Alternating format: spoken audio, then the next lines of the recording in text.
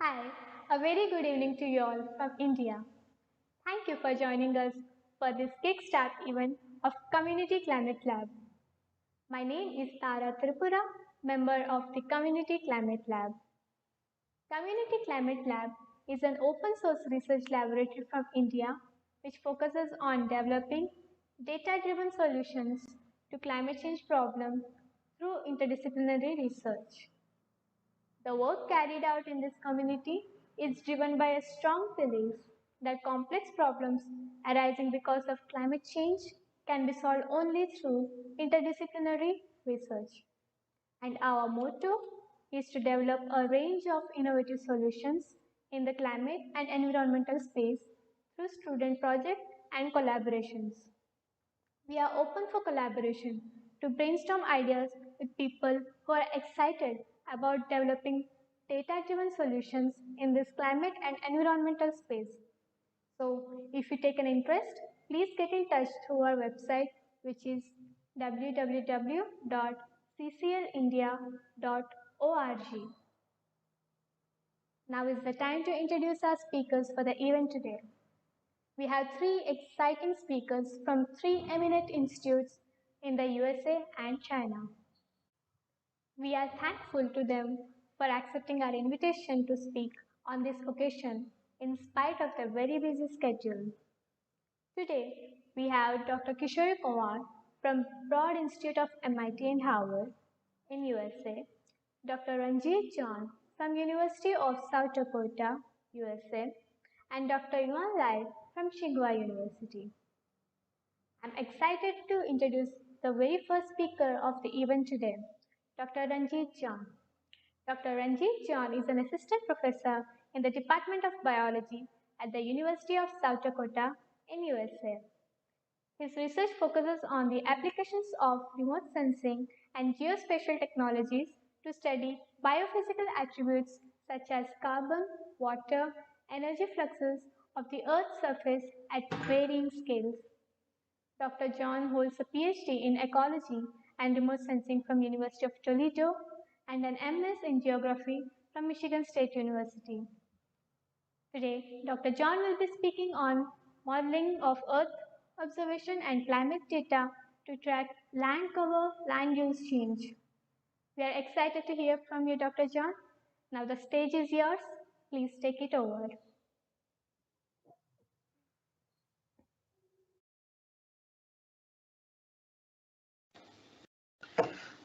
Good evening, everyone. I'm Ranjit, and I'm an assistant professor in the University of South Dakota.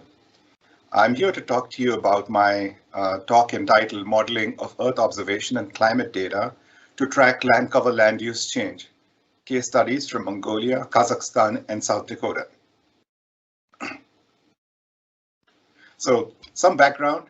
Kazakhstan and Mongolia are two of the largest landlocked countries in the world, with livestock in Mongolia and agricultural livestock in Kazakhstan serving as the dominant agricultural production systems, respectively.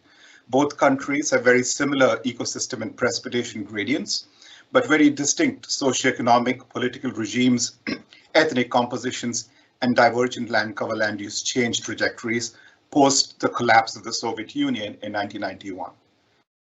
Both countries have show cycles of extreme climate events. So droughts are interchanged with extreme winters, and these highly variable climatic extremes across space-time add additional pressure on these water-limited landscapes.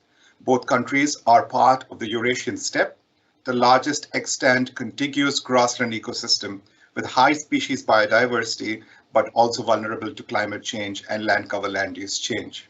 So to show you the physical extent and what I was talking about, so the grassland ecosystem in one country flows into the other. So as you can see in the lower panel here, everything in orange is grassland, the dominant land cover type. And on the top panel, you have, again, the portion in yellow, the color in yellow, which depicts the grassland biome, which extends. And then the second most dominant biome or ecosystem type, or the land cover type, is the barren, which shows up in the gray over here and in the salmon, pink in the top panel. So it's either grassland or barren, with a little bit of forest and a lot of grassland, a lot of cropland in the north. So while you can categorize or you can characterize the largest dominant cover type as grassland, in reality, there's several kinds of grassland, several classifications of grassland. So in the middle, we have the typical steppe characterized by a mean annual precipitation of 300 millimeters.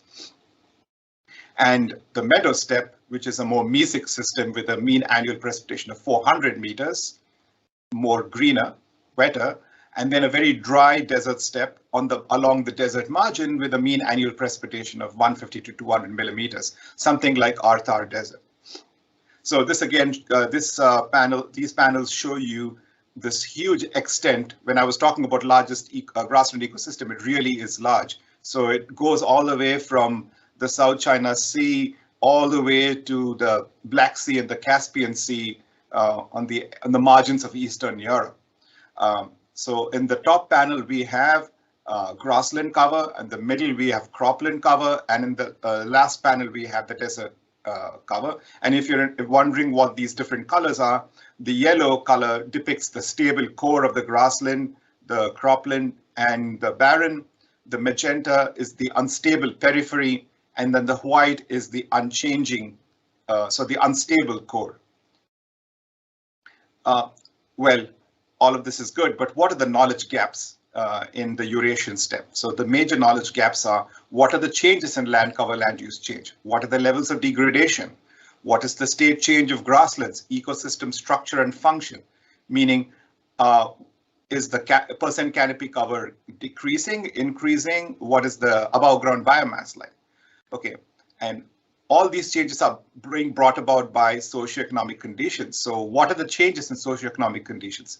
What is the access to jobs like, or education and health? And as some of you all know, jobs, education and health all make up the UN HDI index, Human Development Index. And also, since we're talking about grasslands, livestock and grazing is a major, as we discussed before, it's a major issue here. So what are the trends in livestock density? And is there a proportional change in herd composition? For instance, is there an increase in the goat population versus the sheep population to mitigate climate risk? What is the state of agricultural production, and are there changes in the moisture and temperature regimes? So to study all this, we chose these two countries as two units, Kazakhstan and Mongolia, because they're contiguous. And we looked at different trends. And also we picked three provinces in each country to study in depth. That would be the next level of study. And on the right panels, we have two maps of livestock density and crop productivity. What's interesting to see is the Mann-Kendall trends, the non-parametric Mann-Kendall trends show a sharp increase in livestock density to the southeast, which is near around the major city of Almaty.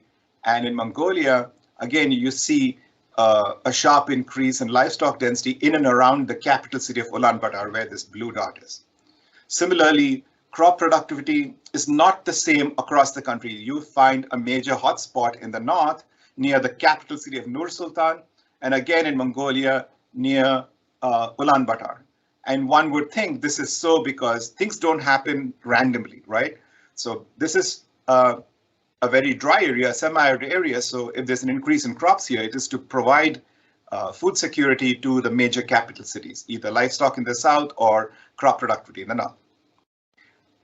As I was saying, socioeconomic drivers are very important to understand geospatial analysis. You need to know what is going on behind, not just clicking buttons and making some fancy maps. So as I was talking about, the climate is very variable here, and the climate causes the livestock trends to show or depict these boom and bust cycles. So here you have a flat line here, then a sharp increase post 1991 after the fall of the Soviet Union, meaning the total livestock increased sharply. But then here it decreases down again sharply. That is because of some climatic event, either extended drought, a combination of extended drought and extreme winters, again because of open markets in 2001. You have a mixed economy opening up into a market economy, free market economy. So you have a sharp increase in livestock data. And then around 2010, there was a major extreme winter, and then you see a collapse of the system here.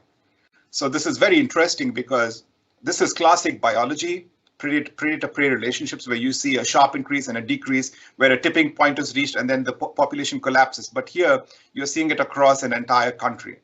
So it's that this is like macro ecosystem biology. It's very interesting. And then on the lower panel is also interesting. You see this black line heading straight up like a rocket, right? What is this black line? It is the dramatic proportional increase in goat population. Why is there a sharp increase in goats versus sheep or versus the total? That is because after 1991, the Soviet Union collapsed. So all the collectives like Amul, you have these government cooperatives, all of them collapsed. And so people started increasing the cashmere goat numbers relative to the number of sheep so that they can diversify their risk. So they can sell the cashmere goat and get back more money as opposed to selling just sheep. So, but the problem is the goats have a very different dentition in their mouth and then they cause greater damage, which affects the grassland. So it's very interesting to explain away. It's not just mapping grassland degradation, but also trying to explain why it's happening, where it's happening. Okay. So we were speaking about socioeconomic drivers. Now we should also talk about migration. So people are moving away from the rural areas to the big cities. Why? Like I said, access to jobs, better health, better education for their children, and all of that. So there is pull factor migration and also push factor migration. So push factor migration is the extreme climate events I spoke about. So all of this is good. So to write our paper for our analysis, so we identify two objectives. The first objective is to first identify hotspots. So we want to develop wall-to-wall spatial trends in functional variables. Functional variables are net primary production, okay? You could also use NDVI and evapotranspiration. So carbon and water and other land surface properties. They could be NDVI, they could be land surface temperature across Kazakhstan and Mongolia using satellite-derived products, mainly MODIS, but also now we are increasingly using Landsat and Sentinel. We also identify these significant hotspots of change so they can be studied in further detail with higher resolution Landsat archive and Sentinel series. The second objective is the statistics part, right? So we want to see and explain the variability in net primary production and evapotranspiration as a function of snow cover, soil moisture, and as well as indicators for food production, energy and water balance of the rangelands that drive the economy, the livestock, the agriculture and human development. So we want to see how NDVI would change, how NPP would change, how evapotranspiration would change, given the changes in snow cover, moisture, and other socioeconomic variables.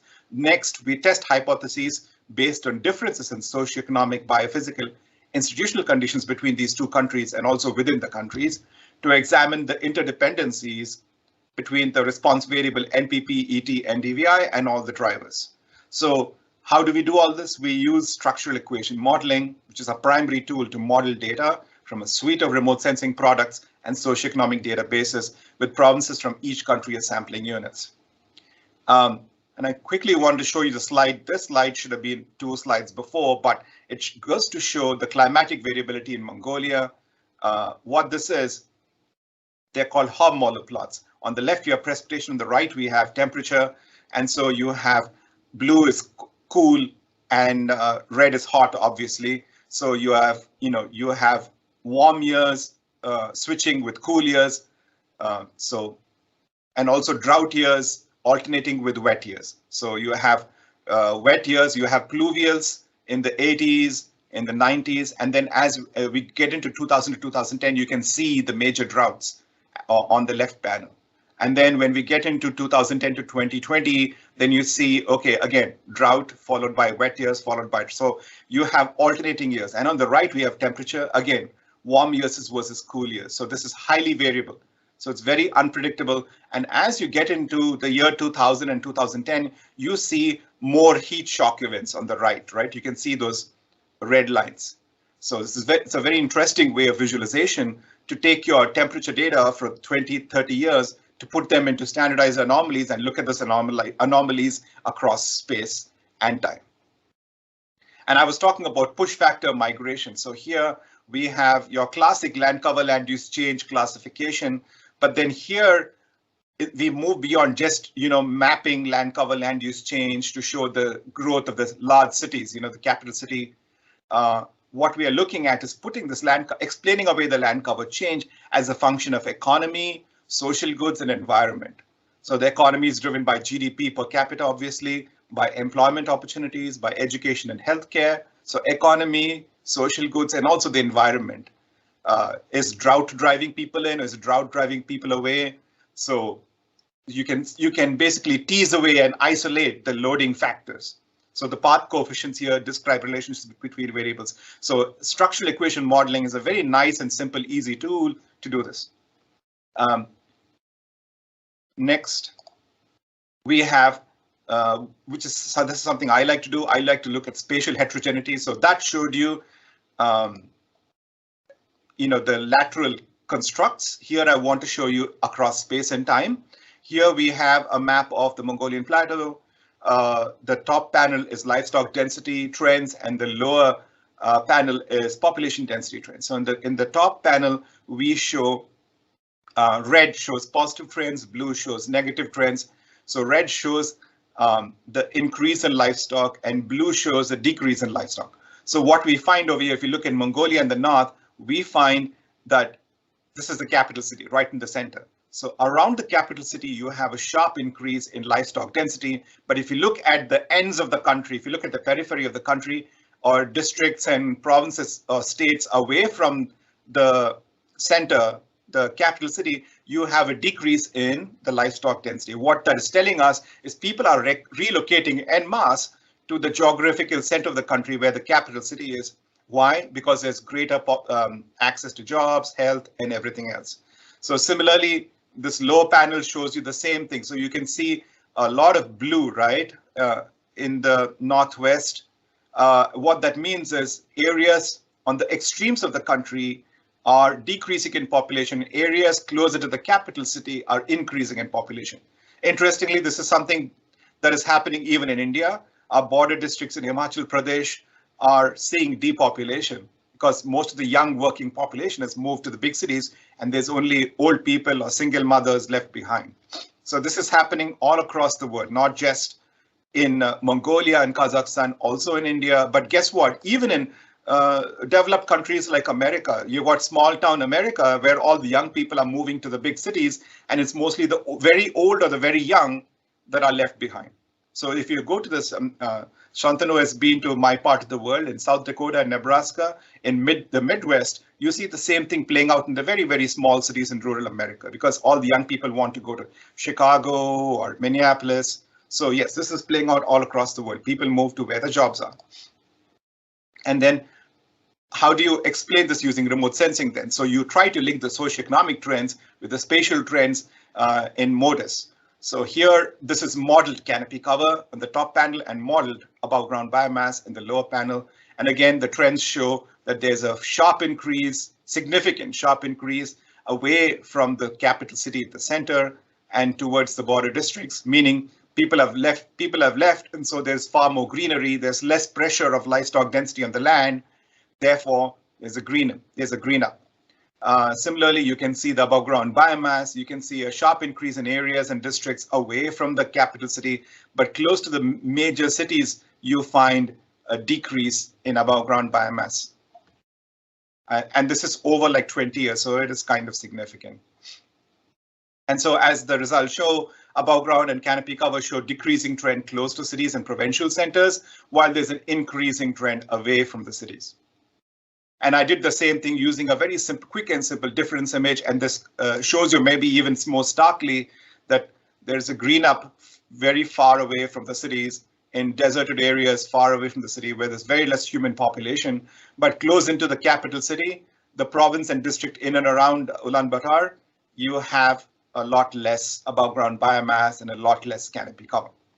Okay, so that was in depth about Mongolia. I wanted to show you quick slides in Kazakhstan, just to this goes to show that it's the same story playing out across neighboring countries. Okay, so very similarly, you have a large country also covered with grasslands. And then here too, things are not the same across the board. So sometimes you have more livestock in the south of the country, which is like over here, and less livestock in the other areas. And the reason why there is more livestock here is that because there are mountains to the south of the border with lots of green grass, lots of melting glaciers. So things don't happen in random. So there's a reason why livestock density is high over here. And then over here, you see more crop production to the north. Well, that is because you have a major capital city over there, and these areas are blessed with black cotton soil. No, sorry, what is it called? Chernozem soil.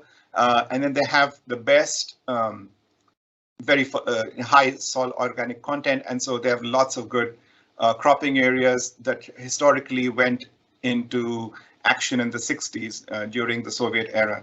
And the population is distributed north and south, the two major population centers, Almaty in the south, and then Nur Sultan, the capital city to the north, the new capital. And then for any study that I do, I get my students to get all the variables together. And you can see how nicely my student Venkatesh organized a panel of the spatial distribution of different driver variables and also response variables. So the response variable was NDVI, and the drivers were percent snow cover, snow depth, precipitation, spring precipitation, March, April, May. This is soil moisture, and this is, what is this? This is terrestrial water storage from the GRACE satellite. And this is air temperature. This is surface temperature. And this is drought, PDSI, the Palmer's Drought Severity Index. And then this is a very interesting variable from our friend Youngwork in Dubai. So he has created the freeze-thaw product, the NASA freeze-thaw product, very rarely used. And then you have slope and elevation. And then from these variables, these are the composites or the mean average, seasonal or annual. And here we have the standardized anomalies that go. So first of all, we get the data, we create our panels, create our figures, and then we'll start analysis. So here, the first level of analysis, get them standardized and get them into standardized anomalies. So you get the long-term mean, and then from the long-term mean, you subtract, and from the long-term mean and the long-term standard deviation, you subtract each year, you get the standardized anomalies. So we characterize change, and then, like I showed you before, we run the trends. So this is an example of a trend map. Here you can see this is an NDVI slope trend for 20 years with a significance mask. What this is showing is, again, away from the capital city, away from the capital cities of Nur Sultan in the north and the major city of Almaty, which is in the south, an area in between is greening up. And interestingly, there is less population, as you can see over here. You can see the gray area here. So it is kind of less. There is not a lot of population over here. And so this coincides with, so this is an area clearly depopulating, and then you have a greening trend. And then this area here is the opposite. You have a significant area under decrease, and then a significant area under increase. And then in between, you have some areas of increase and some areas of decrease, but they are mostly non-significant in between. And then similarly, this trend is also seen in the Mod 16 A3GF, the new evapotranspiration database. And this again goes to show that there's an increase in evapotranspiration because there's less disturbance. And there's also an increase in evapotranspiration here because there's more crops over here. So here, there's natural vegetation, there are crops. But in the south, there's non-significant trends. But in the east, this area is under a significant decrease. And if you all know the story of the Aral Sea, ARALC, this is a sea that has seen, an inland sea that has seen a lot of water extraction. And so that's a sea that is almost dying. So there is a decrease in evapotranspiration. And I did the same thing for net primary production. So again, the results are very similar, an increase away from populated areas and an area under crop stress. So there's a decrease in vegetation over here. So after we got the spatial trends, results and spatial trends out, we wanted to frame our structural equation model. How did we do this? So you've seen all the predictor variables, you know what the response variables are. So how do you make these lateral constructs? So what we did is we created a list of predictor variables, which is spring precipitation and summer precipitation. And then we join this in a lateral construct called precipitation. We group them. And you have snow cover, and we are calling this winter snowpack, soil moisture and vegetation optical depth, which is basically radar based, radar obtained from radar data. And then we call this water content. And the terrestrial water storage from the GRACE satellite, we call this water storage. Livestock density, we refer to it as human influence 1. And then human influence 2 is proximity to cities, per capita, population density, and also crop hectares. And then finally, we have the heat stress grouping, which is land surface temperature and temperature air. So, and then the response variable could either be NDVI, NPP, or ET. So this is the first of our models. Our response variable is NDVI. These are our predictors or driver variables. And as you can see, we have created these groupings. And then so this green says that, OK, there is a positive relationship between spring precipitation and NDVI and also water storage. So the strongest is it's a water limited ecosystem, right? No major guesses there, no surprise. So obviously water is driving NDVI. However, livestock density has, can you see here? Livestock density has a negative influence with NDVI and ET and NPP. So livestock has a negative, livestock density has a negative, whereas precipitation has a positive. And more importantly, we found that snow cover plays a major important moderating role. So it's not just a linear relationship here with SEM, you can also look at moderators. So how are some predictor variables moderating the effect of other variables, the other latent variables? And so snow cover plays a very important role in modifying the relationship between NDVI and ET and NPP with all the driver variables. Another interesting variable, though distance to city or proximity to city did not play a direct role, it did help indirectly by modifying all of these on NPP, ET, and NDVI. So what are the findings? So the summary of our findings. The percent snow cover increased as a moderator had a significant role in altering the relationship between precipitation, vegetation optical depth, landsat density, livestock density, and NDVI. We found a strong positive association between vegetation optical depth, precipitation, and NDVI. A strong negative association between livestock density and NDVI, obviously. More animals, less NDVI. Though distance to city does not directly influence NDVI, it played a significant role in the SEM model when grouped with human influence variables. These are the variables: crop production per hectare, population density, and GDP per capita.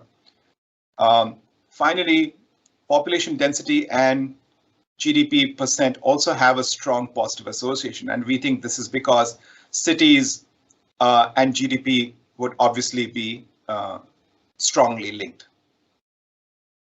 Okay, so the model variables. So we started very simple. So we experimented with several models. So these are the more complicated ones I showed you. So initially we tested several variables. So NDVI, as explained by spring precipitation plus percent cover plus human influence 1 and 2. Then we added on spring and summer, then spring plus water content, and so on and so forth. So we, like in a forward entry and a backward stepwise, we introduced more and more variables. And then we were looking at the Akaike information criterion, and then this was the lowest. We found that this model worked the best for us, and it had the lowest RMSEA as well. So this model explained most of the variability. Okay, so that was about Mongolia and Kazakhstan. Now I want to talk to you briefly about species distribution modeling of invasive yellow sweet clover. This is an SDM model, a species distribution model, and we want to know what is the spatial extent of invasive yellow sweet clover across West River, South Dakota, the western portion of West River, South Dakota. What are the environmental drivers, And does yellow sweet clover have an impact on other native and exotic species? And is there a lag effect on YSC on other native and invasive species? So what I got my students to do was to get all available data from different agencies for all the years 2013 to 2021. And so she built up a huge database of n equals 1820. As you know, for machine learning, the more is better, because you need to divide that 80-20 split, right? Training, testing, and maybe even validation. And so more points, the better. And similarly to the Mongolia, Kazakhstan studies, I got them to build a nice panel. I told my student Sakshi Saraf to build a nice panel of mean annual precipitation, summer precipitation, spring precipitation, mean annual temperature, and then spring and summer temperatures, snow cover, elevation, slope, roughness index, and also wetness index. Because this particular species likes water. So the closer to water, or there's more water, then you will find the species. It's an invasive. And then also other variables, others. So this was mostly the precipitation and temperature and the topography drivers. And then also I got her to do seasonal composites of the response variable NDVI, EVI, and also explanatory variables like land surface water index, tassel cap brightness, tassel cap greenness, wetness. So these are the tassel cap indices: brightness, greenness, wetness, and then distance to roads, distance to streams, and then finally we have the percentage sand, percent silt, percent clay, and also the pH, so soil variables, because this particular species prefers clayey soils. So there's a reason why it's found in western South Dakota, which is this over here, this part over here where I'm pointing at, because this area has got more clay percent than the rest of this watershed, the upper Missouri watershed. And then finally, I got my student to create like a stick figure schematic diagram, all the variables from satellite data and geospatial data, the field collection, which is the observed samples, and drone imagery for validation and field validation, and then samples obtained, variable selection and model selection, random forest classification model, and then also rule-based cubist or regression tree model. So first, we would do the random forest classification, also do the regression tree for percent cover, and then to predict yellow sweet clover presence and percent cover. And then we would have two maps, presence map and then percent cover map. So this is an example of an early example of our presence map.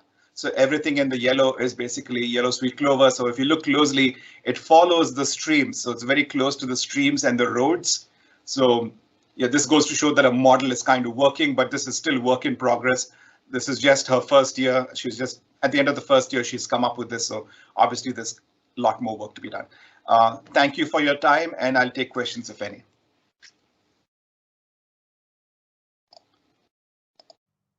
Thank you so much, Dr. Ranjit John, for such an informative talk. We thoroughly enjoyed it. I would now like to introduce our next speaker of the day, Dr. Yuan Lai. Dr. Yuan Lai is an assistant professor of urban science, informatics and design at Tsinghua University, China. Dr. Lai's work is at the intersection of cities and data science, including analyzing urban dynamics through data mining, statistical modeling, and machine learning. Prior to his current assignment at Tsinghua University, Dr. Lai taught urban science and planning at the MIT, USA. Dr. Lai holds a PhD in urban science and informatics with a minor in data science from New York University and a master's degree in urban planning from University of Buffalo, USA. We are quite eager to hear from you, Dr. Lai. Please take over the stage.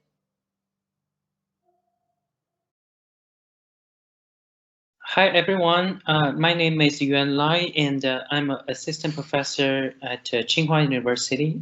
Today it's my pleasure to join this event. The title of my talk today is Urban Informatics and Intelligence for Cities.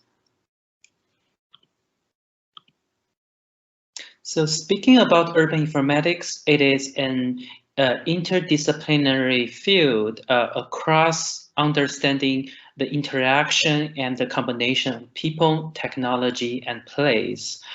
So we will see that there are a lot of traditional disciplines, things like no matter from architecture, such as urban design, urban studies, or architecture design, or the traditional computer science fields, such as information system, mobile technology, will fused in a transdisciplinary field in urban informatics. So this is where no matter people from architecture or design background or the information science background will collaborate and different type of projects to explore the new innovation that is use both design thinking and information technology for better city life and better urban management and the design.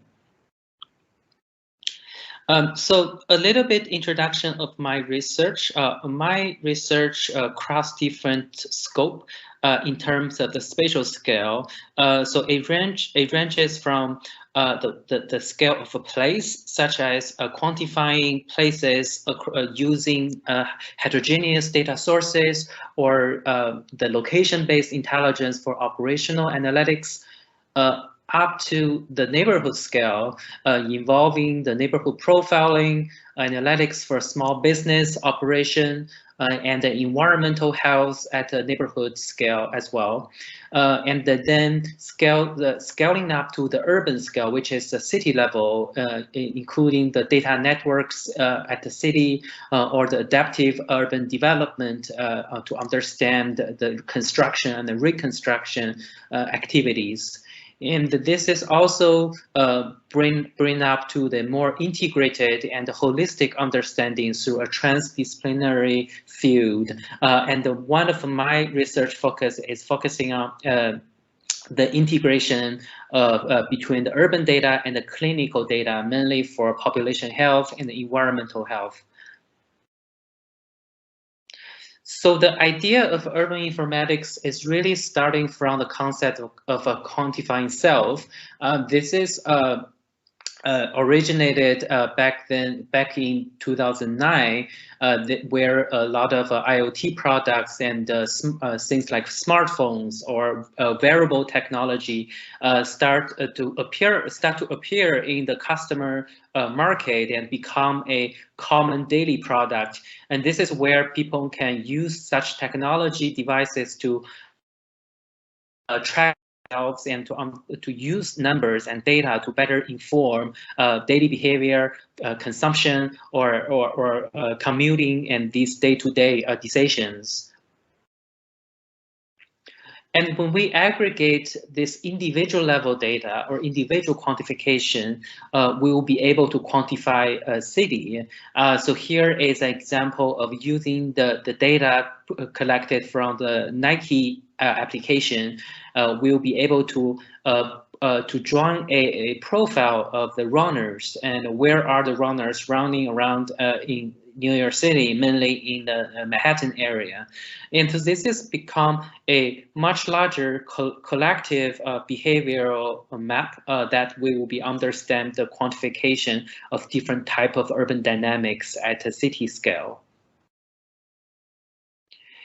And beyond the commercialized product at the city government aspects, there are also a global scale initiation in terms of open data movement.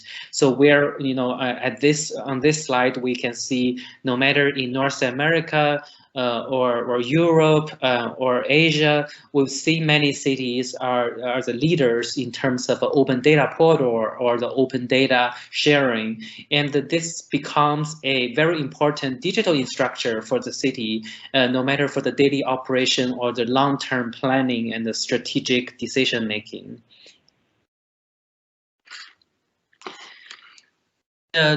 Part of the digital resources originated from a lot of digitized public services.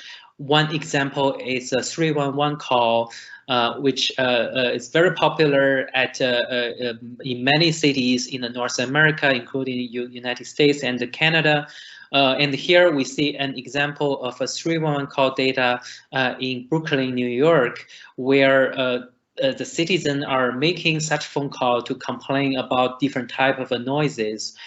So through such citizen-generated data also provide us another lens to understand day-to-day city life and urban problem at a very high spatial temporal granularity.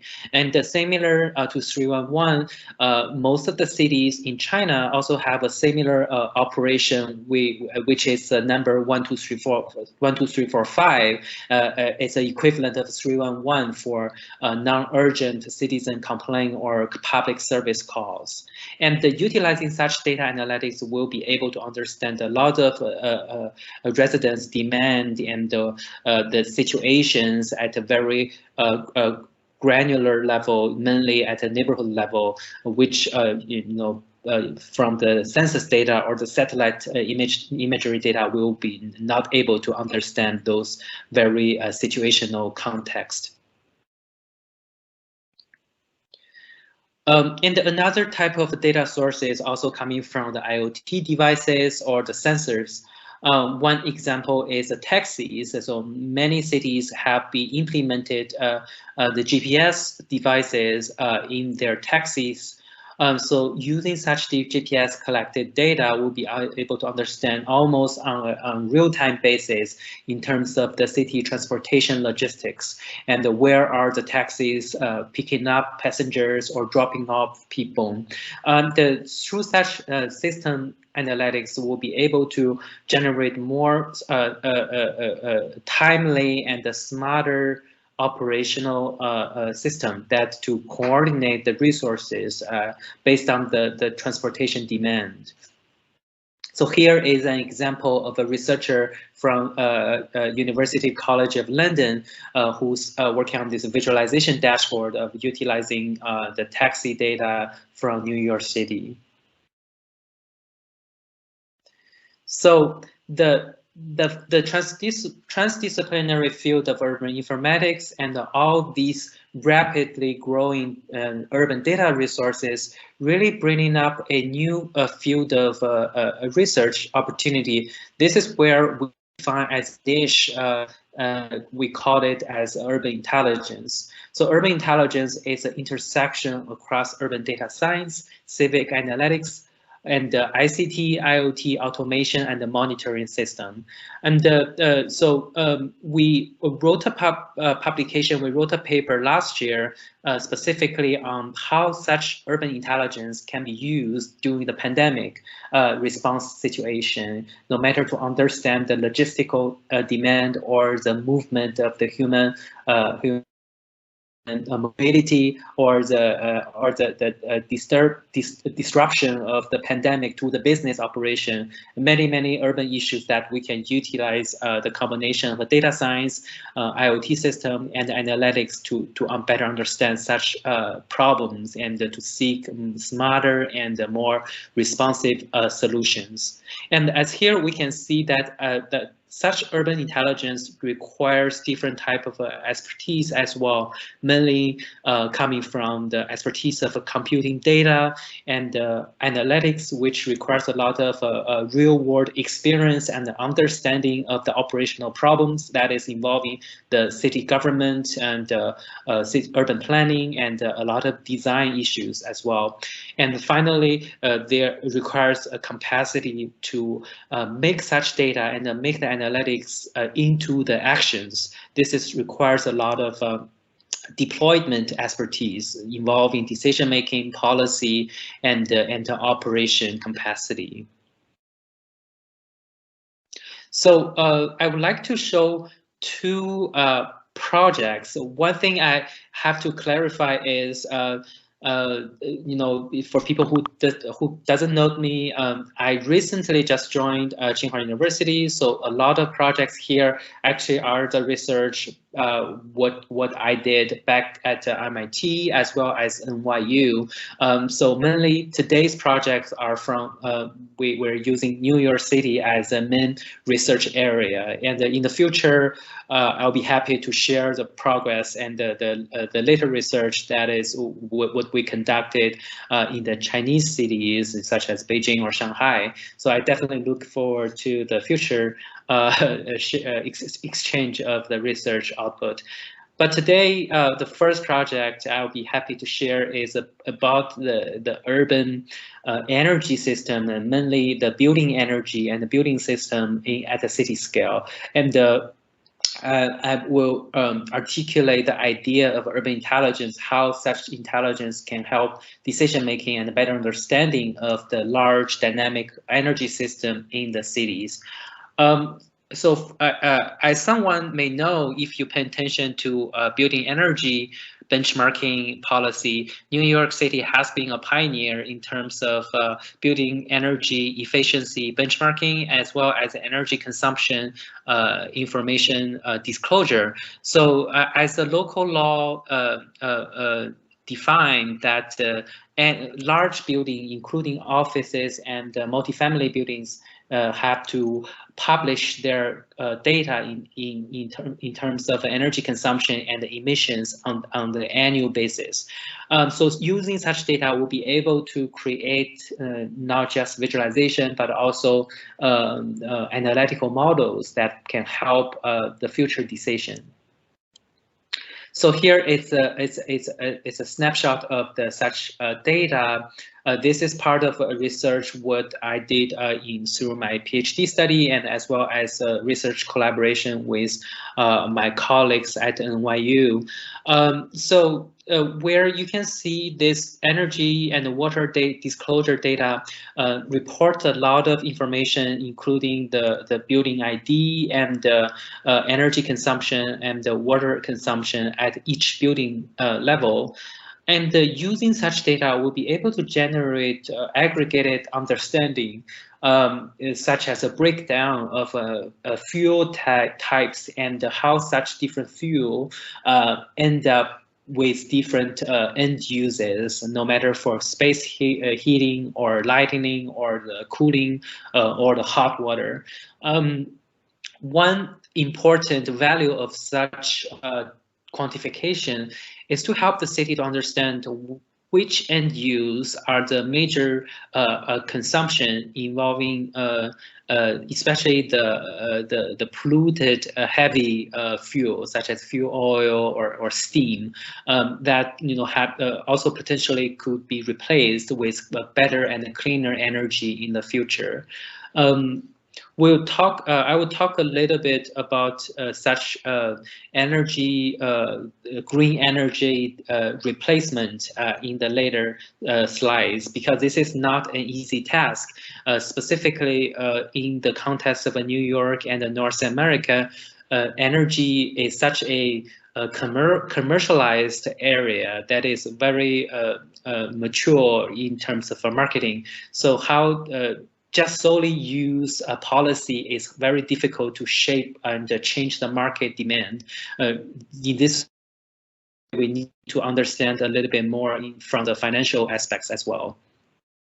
So such data will be able to not just to show the descriptive analysis or descriptive part of the data, such as a breakdown of the fuel types and the uses. We'll be able to also calculate the efficiency rating score. So in this way, we'll be able to compare building to building as part of the benchmarking, and further to identify where are the low efficient buildings, no matter due to the aged HVAC systems or due to the poor insulation or the envelope for different type of reasons. But using such data, we'll be able to first target and to identify the first targeted buildings with low energy efficiency. So as I mentioned that the benchmarking is really a very first step that will be able to understand what is the current stage, what is the status quo of the building energy use at the city scale. However, such data, as I mentioned, only report on the annual basis, so we don't really have a very granular understanding of the changes happening on daily basis in the cities. Things like new constructions, renovations, or retrofitting, which is mostly done by the building owners.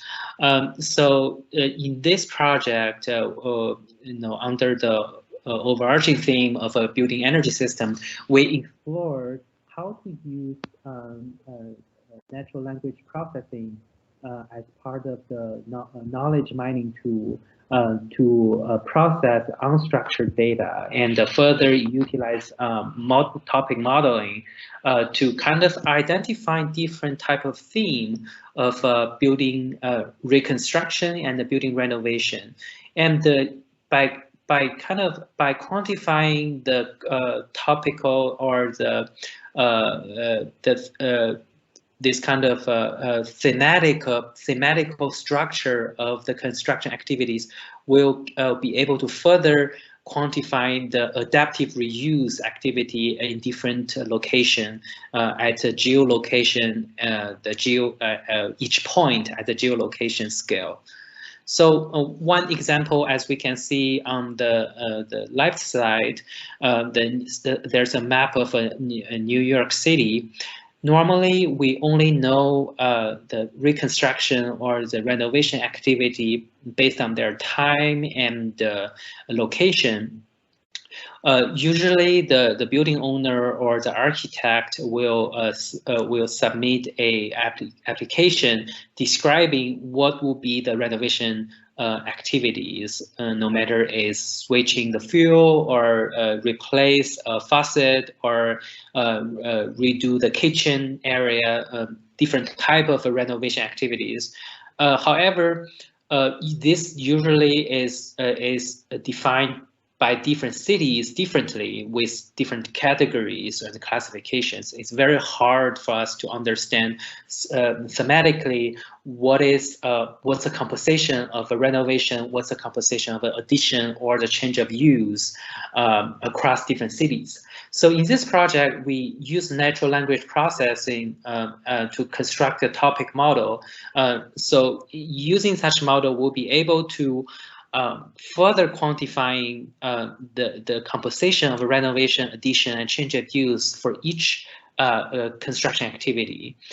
So in this way, we can further understand in what area of a city people will invest more money for renovations.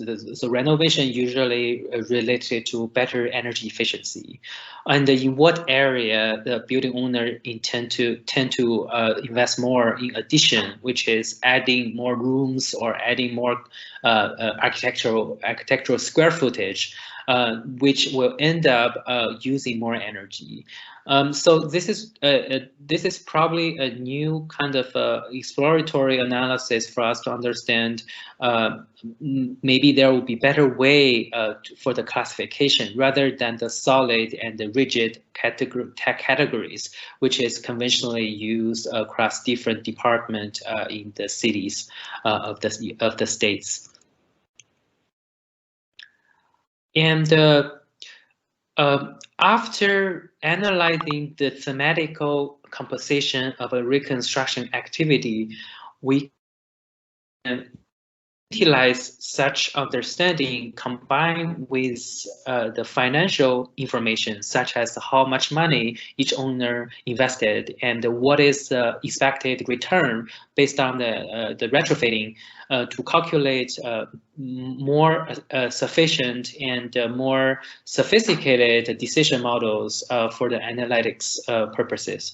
So here is an example that we use topic modeling plus the energy financial modeling together to create a quantification process to better understand the building energy retrofitting hurdle rates. Hurdle rates is a threshold where to prevent the building owner for the energy retrofitting investment.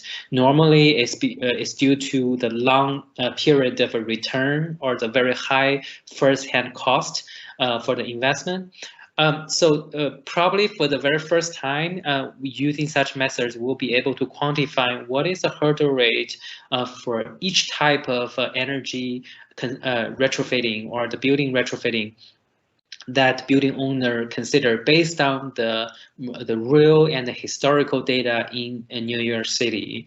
As the diagram on the upper right showing that we also propose a future information system to better connect the data from different departments and agencies in the city.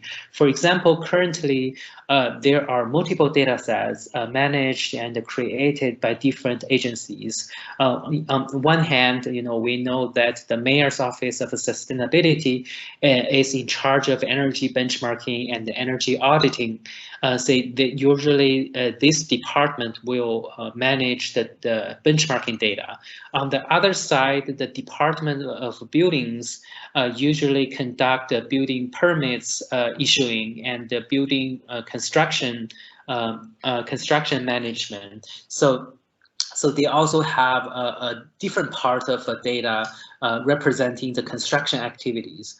However, currently, due to the lack of communication and a lot of managerial barriers, such data cannot directly linked together. So what we are trying to propose is really to find out if there's any way, no matter use natural language processing or machine learning to better integrate multiple data sets at the same time, so we can create more sophisticated data for decision analytics.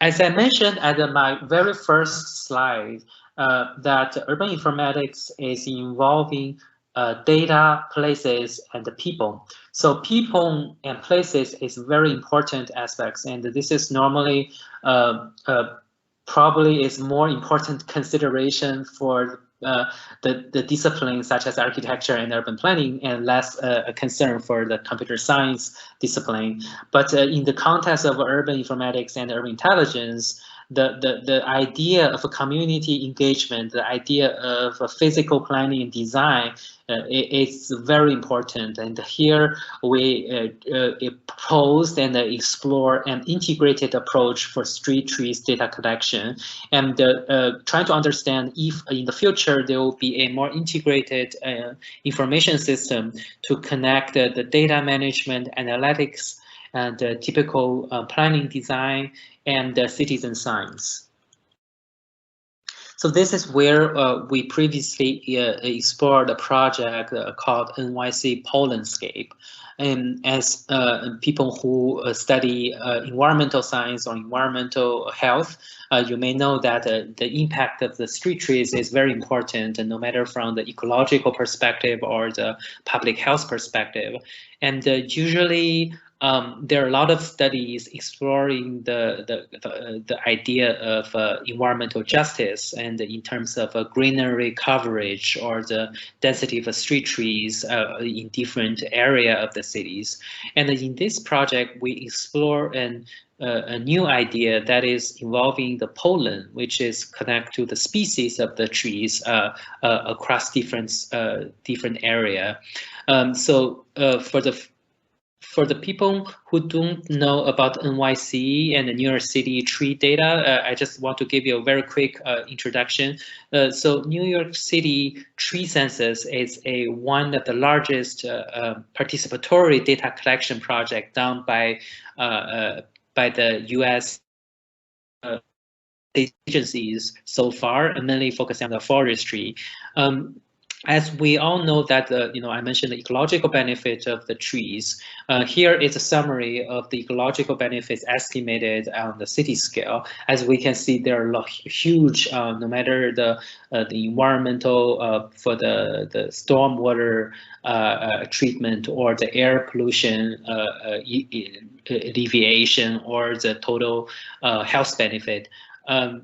However, this data usually is very difficult to collect in other cities.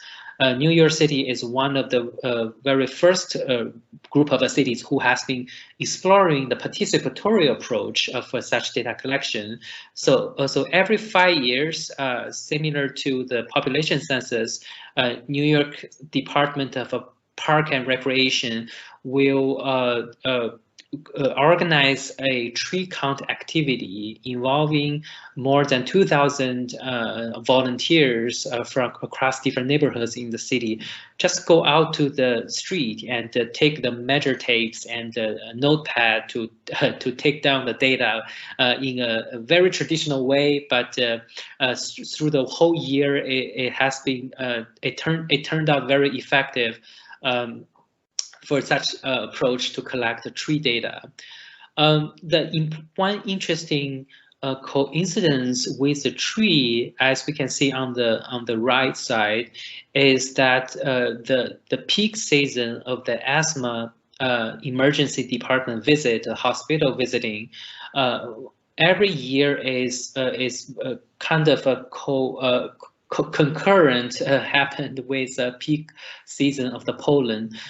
So there has been quite a lot of study, mainly from the clinical field, trying to understand what's the correlation or what's the relationship between the asthma or the respiratory illnesses with the pollen exposure at the different neighborhood or the different urban scale. So in this study, we'll be able to integrate multiple data sets at the neighborhood scale to understand the interaction between street trees, air quality, building quality, including the indoor air quality, and the different type of neighborhood socio-economic characteristics. And as we can see that such integration requires a lot of work to understand data sources from different departments at the federal, state, and city scale. And it requires a lot of data inspection, data cleanliness, and data integration. And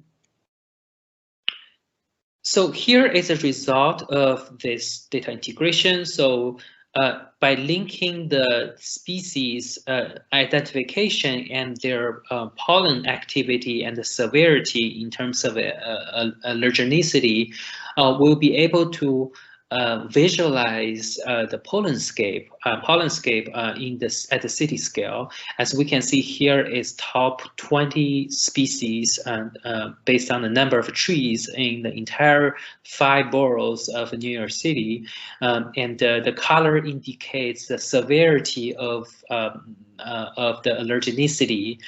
So we can see for example, the top 3, the third most frequent tree species actually may cause severe allergy in different locations. So through such data integration, we'll be also understand how in the future, how the landscape architects and the planner can better plan the greenery and the street trees planting in different area of the neighborhoods.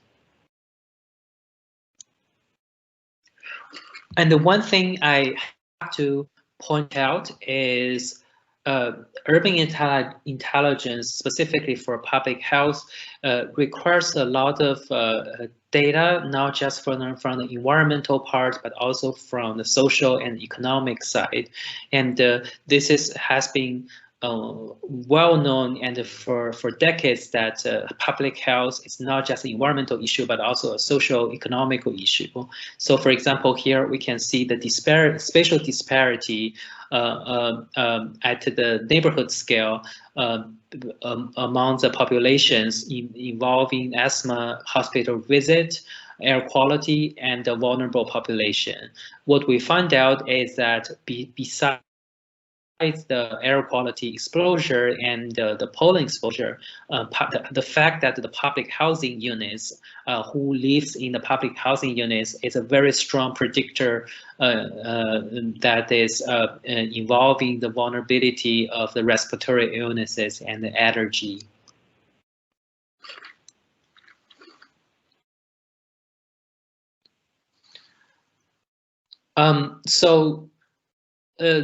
This year, we further explore the concept of urban intelligence.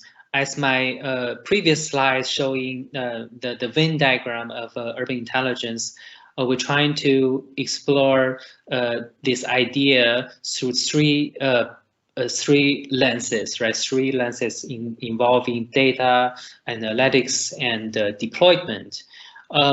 And further, we trying to understand what are the composition of intelligence, what are the different type of intelligence that is together collectively contributing to urban intelligence.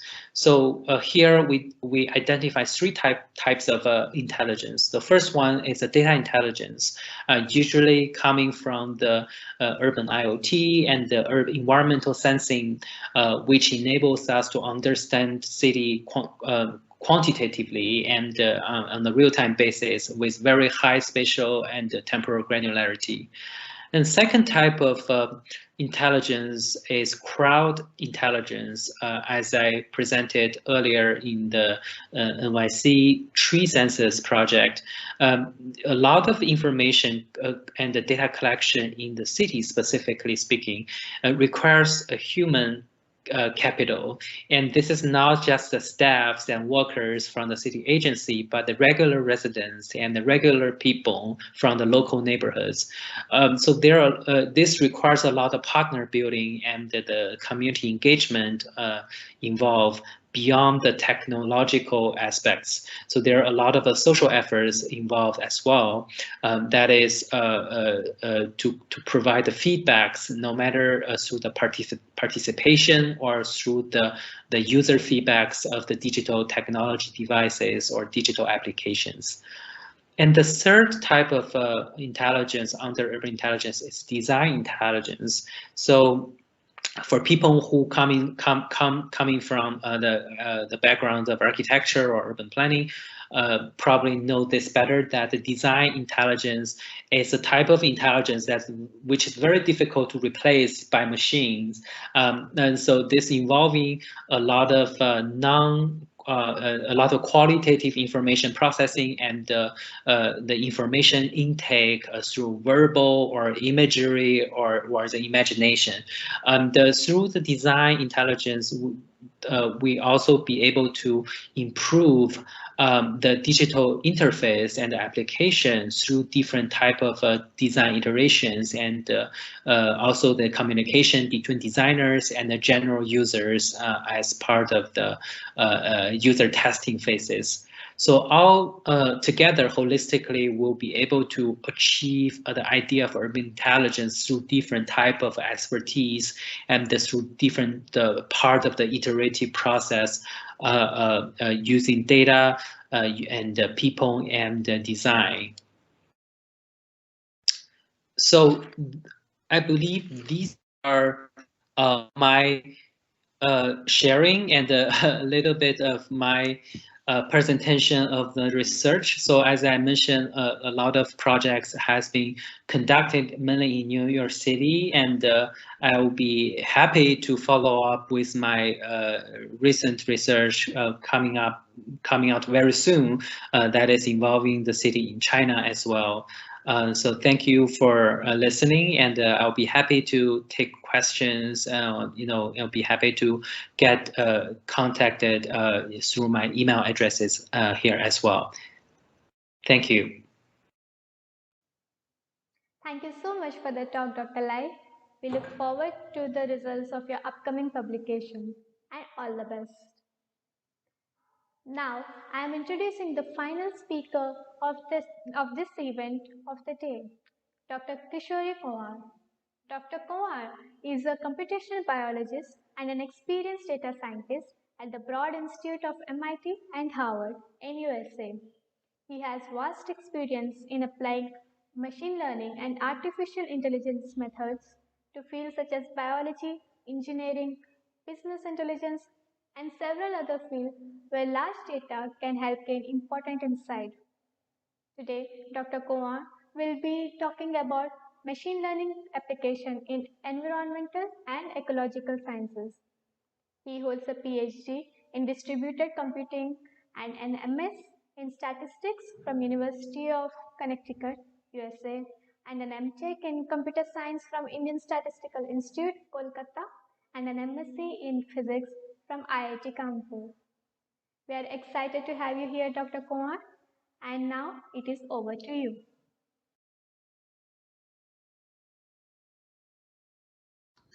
So I have made a presentation on machine learning and on climate change, climate and environmental sciences.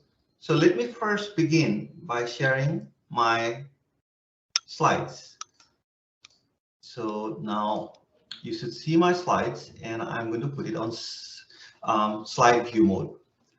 So I am a computational scientist or data scientist at Broad Institute of MIT and Harvard. So what does it mean? So Broad Institute is a genomics institute. It's an institute on genomics, and that aims to cure cancer. But now you'll see, surprisingly, that although I'm at Broad Institute, it will come back to environment as we talk about it. Previously, before I got into this field, I also worked in climate and environmental sciences. And I'll show you the link where it's coming from and how I fell into it.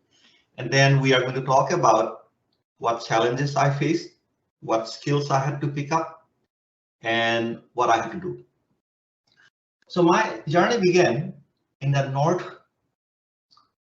northwest corner of the United States, actually southwest corner of Canada, here, Vancouver, if you see my mouse. So they are in a laboratory. They were studying very deeply about, they observed that in the whole global ocean, oxygen that is required for sea life and animals to survive is getting depleted over years. And they don't know. For example, on the right-hand side picture, you can see, the fish or sea life that live within the first few hundred meters. But the whole planet has a certain biogeochemical cycles that causes the whole circulation. So the biggest question, they call these zones where oxygen is depleting at a fast rate. You see, one is around Indian Ocean, Bay of Bengal, and Arabian Sea as well. Oxygen is depleting in this range where a lot of marine life lives, and they support our seafood industry as well. So what does it mean? So it has a deep economic impact in people's life. And also, it is not very well known why oxygen is depleting at such a rapid rate. Now, if you want to answer these questions, it's not so easy. What is happening? Who is responsible for it? So as you know, in climate and environmental sciences, there are many players. The human factor, the microorganisms that live there, and the changes and the complex interaction of biogeochemical cycles. This particular laboratory looked at these biogeochemical cycles and also tried to understand what microorganisms are doing. Microorganisms are living organisms, and they have, even on your tip of your pen probably or keyboard, there are billions of types of microorganisms. They're all changing the environment around that space. Same way, even in the ocean, you have these microorganisms constantly changing. They are triggering biochemical reactions that shapes the biosphere. Okay. Now, one way you could say, I want to show you as a motivation is this plot down. here. This is a network.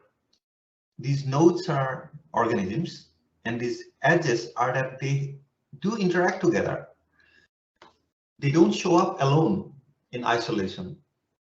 There is a very well-known saying, everything is everywhere, nature selects. That means you can find everything everywhere, but there are certain environments and climatic conditions that makes it suitable for certain cohorts of organisms to thrive there. And they shape that environment in one way or the other. That happens even in our human gut. It's an environment in our belly, in our body. There are a lot of microorganisms. They shape us. But how do we know what do they do? So at the root is that you have to study their genes. So that's where it comes. So as we know today, cancer is also a very disease that originates in the genetic code. So all these techniques that I learned in the environmental and climate field of climate and environmental sciences are related. But then what techniques should I learn? It seems like we have just opened up a can of worms. The ideal thing is know everything, which is not possible, right? So let's look at what kind of skills do we need to know to even help. Suppose you are starting a new laboratory, or you are a graduate student going to do a PhD in some other country or in India. There is a lot of data available, publicly available. There are a lot of consortiums, they make this data available publicly. So if you are very clever, or if you are well equipped with certain tools, you don't have to go on an expedition in Indian Ocean or to the Arctic to collect this data. You can tell your stories right from home or whichever institute you are associated with by analyzing data in and then putting your mind into it. So few things that you should learn. First things first, I want to tell that traditionally people used to think, or students, or even I used to think, that all these numbers, plots, programming is a job of computer science students. That is not true actually. In fact, I see that today's computer science students, unless they have a very diverse background, they are at a disadvantage. Computer science studies about process, but they do not usually study how to apply the knowledge modeling into real life problems, like in climate, environment, ecology, so on. So what you need is certain tools, and then certain methods will come back to that. So in order to be useful, any lab you go to, you have to know some Python, R to do general programming, shell scripting for running batches of analysis tools because you can't babysit all night long, and some SQL for data storage. Then a lot of these engineering calculations that you do as computational scientists is that you learn certain tools or libraries where, for example, if you are using linear algebra or a neural network, you are not going to implement it from scratch. You don't have time. You don't need to. They have been tweaked and revised, refined by many people. So you need to learn how to use it. Then comes those are the libraries you need to know how to use it. And then you need to know the data engineering part. How do I actually process? Usually in climate, environmental, or ecological sciences, some of the data sets are huge. It's almost impossible to process them with one or two computers. So there are some technologies you may need to learn, and these are low cost. You can access through the cloud. You don't have to. Back in the days, I remember when I went to ISC one time, I got to know that there was a supercomputer, and very few people had access. So gone are those days. Now you can actually just access these cloud computing resources. Another thing is storytelling. Programming, language, libraries is one thing, but at the end, you are probably going to write a report, communicate your ideas. If you want people to buy in your ideas, then you need to figure out how to plot this, how to effectively communicate. So you need some visualization libraries. So you should, R is very good. It has a lot of visualization tools. Even there are some Python-based tools that are useful. ggplot, Shiny, they are amazing tools. So what else to learn then? This is a set of technical tools. So visualizations are, to stress on this point, that if you do not come up with a nice visualization, it would be very hard for you to communicate your ideas or present. People you will tune out. So that is why I see that even I, originally coming from a computer science background initially, was at a disadvantage because I didn't pay too much attention on trying to think like a statistician or a scientist who is trying to visualize data to interpret the data, because computer science has to do it often too much about computers, not about storytelling. These plots you can make it at home, right? Normally you'd see these plots in The Economist or high quality scientific journals, so on. But this is now you'll see everywhere, even in good quality online newspapers like CNN or Fox News or BBC. So these are, again, you can do it with Python libraries or R libraries. This is very important to communicate your ideas with your advisor or collaborator.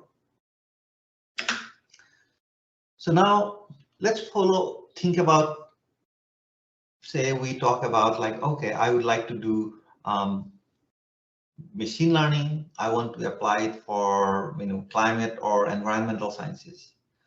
I consider the environmental scientist, ecologist, whoever uses data as computational scientists. So you belong to a general group of people who applies. So the reason I'm saying this is that you essentially apply computational tools, use numbers, and tell stories from data. Tomorrow you might wind up doing something else. Tomorrow you might focus on, I used to go to a laboratory in national lab in the US called Pacific Northwest National Laboratory for using their, there's a particular department called EMSL, Environmental Molecular Sciences Laboratory. And they have a supercomputer there called Cascade. And I went to use their supercomputer for running certain calculations on environmental genomics. So just because you are doing permafrost or something narrow now, doesn't mean that you will always do the same thing. You will be able to borrow new techniques and apply. And that freedom, I see that is very important, that you apply different things, because you never know what method might capture the model, or what models or techniques may capture your data better or explain.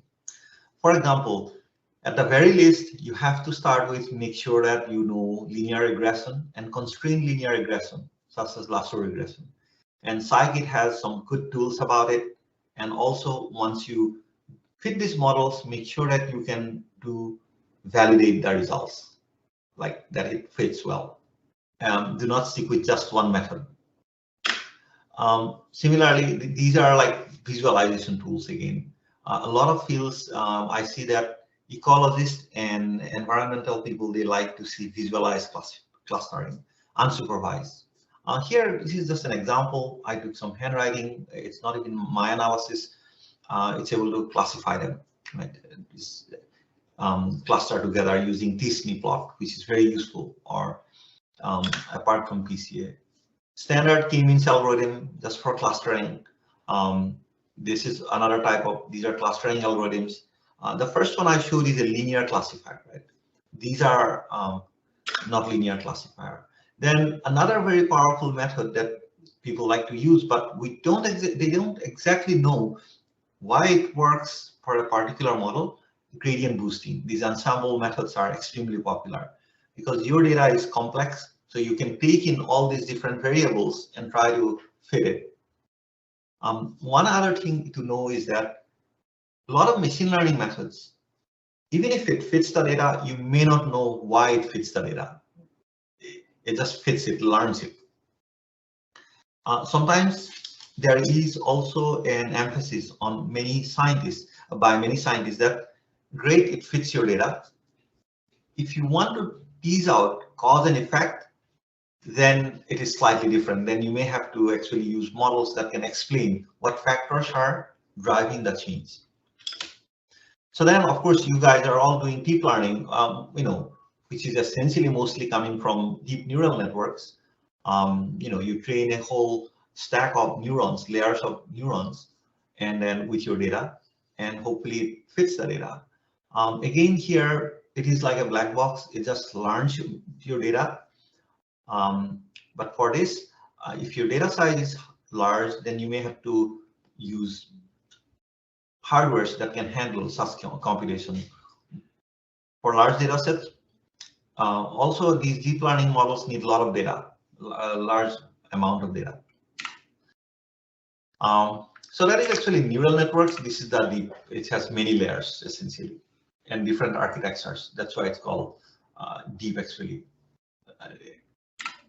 And then you may have to also learn actually or understand a little bit about how does the GPU work, because these deep neural networks, in order to speed up the calculations, they use GPUs. You don't have to program in GPUs. There are a lot of standard libraries that you can leverage to do your calculation, but you have to realize when to throw in such a hardware to gain speed. So other high dimensional data set classifiers are, say, support vector machines.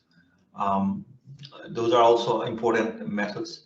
So as decision tree, this actually should, this is probably one of the basic methods we can try as a start. Random forest, many decision trees, you take an ensemble method where you take the average results or majority results to come up with the final. So, in short, if you are going to apply machine learning into climate and environmental sciences, I would say focus on programming, because this will enable you to use others' code and integrate, because you do not need to invent everything. And keep up with your learning in statistics. You don't have to go and always go for Bayesian inference by, I don't know, Ross or something, heavy big books. You can start online.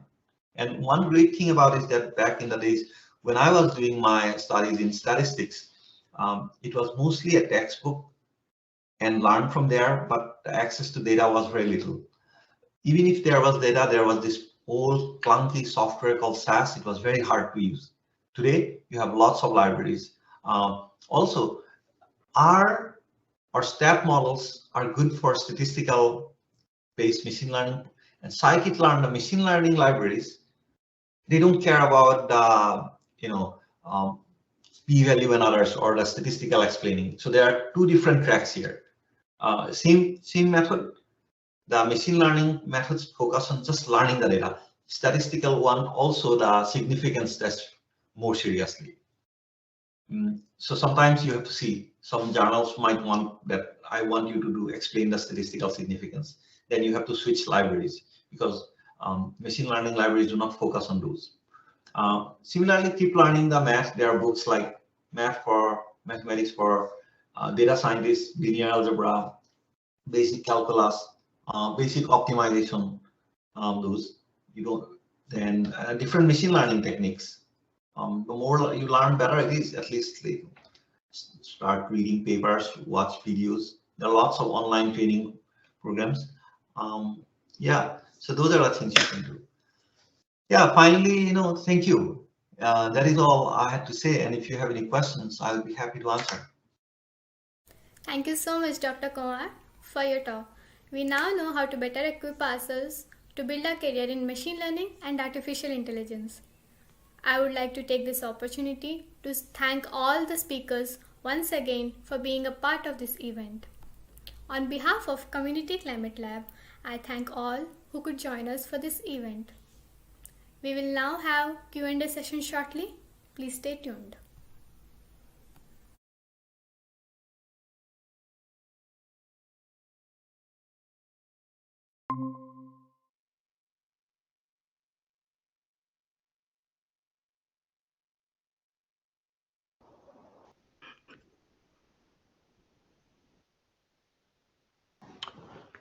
Okay, thank you everyone for joining today's event.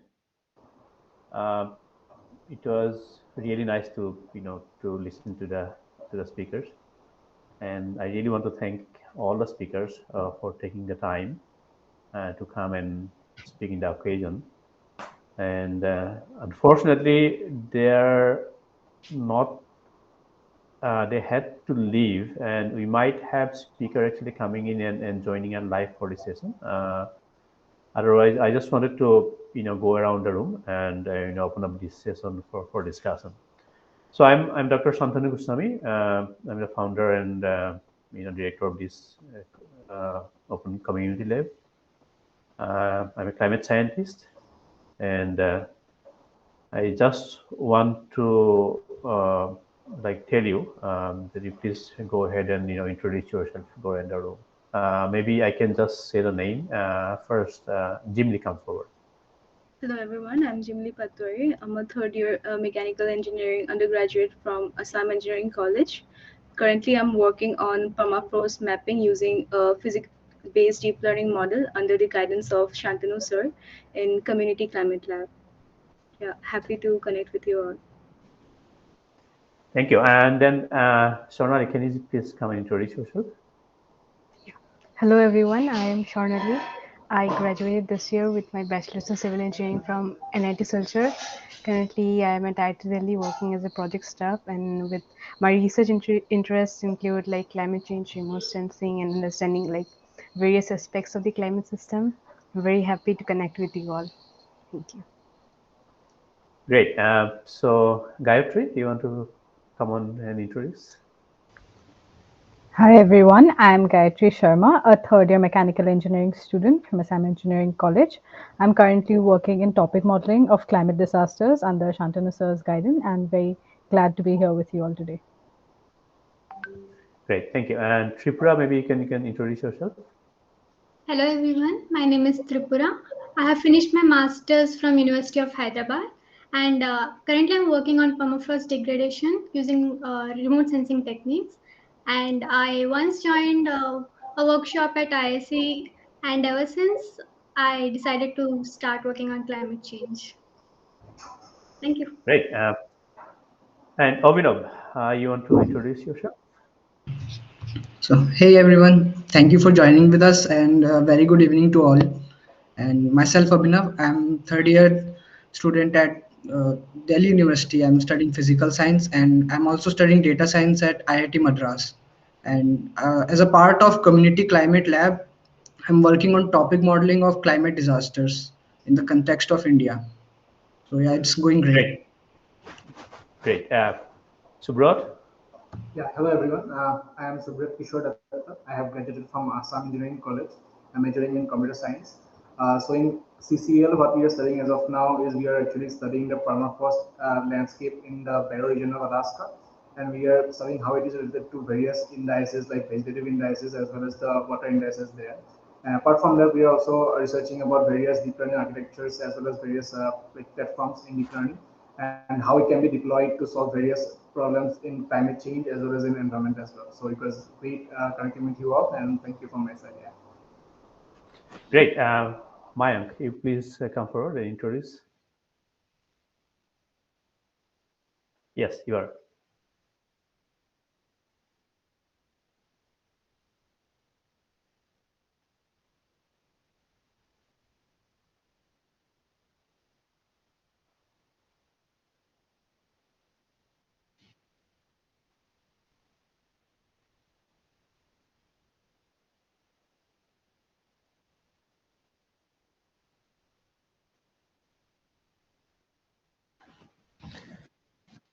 Well, great. Thanks for the call. We have, I mean, today we have only 7 of you joining here, but our team is about 25, I believe, right now. So hopefully we'll have a session sometime soon where everyone can join live and talk about the work that they are doing. So it's quite exciting actually to have young people from a very different background coming in and talking about their interests, or really, being basically interested in doing climate change research, and like trying to at least think about it as a career option. I understand this is a rather young age to decide on something, but being able to do research at the undergrad level, it's probably a very good thing to do. I mean, we didn't have those those options when we are doing our undergrad, right? So I understand there are questions from the audience. Maybe as Avinav, you are looking at the questions. Maybe you can just Sure. maybe let's. I know we have a lot of questions in there, right? So maybe pick up one or two questions and see if I can answer them. Yeah, Or sure. sure, let's see. So, okay. First question is from Taponitya Samantare. So, the question is, what are some of the major climate change impacts that are affecting grasslands in particular? Uh, uh, I think when it comes to grassland, impact of climate change on grassland, there are a few things that comes to mind right away or stands out. One is drought, second one is fire. Right, those two are major ones, and we have seen some big events in grasslands, which basically droughts and fire, right? So there are other cascading effects because of that. For example, when it's drought, like the soil is going to open up, so you have soil erosion, right? So when it's drought, or actually even with that fire, when it gets burned or it gets dried, then the cattle that they are grazing in there, they will have to change their migration pattern, right? And when it comes to like those areas such as Alaska or maybe Mongolian plateau, maybe a lot of original Aboriginal people, they depend on their livestock, right, for economic and direct food sources. So that really affects those communities in there. And then having that disturbance in those ecosystems, it also affects the overall fluxes between the land atmosphere, right? Then goes all about like albedo and all these things. So it's a cascading effect, as I'm saying. But I think those two probably sticks to your mind, like stands out like directly. And of course, you can think about the yield and productivity of the agriculture areas in those, right? So those. I mean, there can be a lot of effects that leads from one from the other, but those two are probably the main ones you can say. Right? Is there any other interesting question that you can pick up?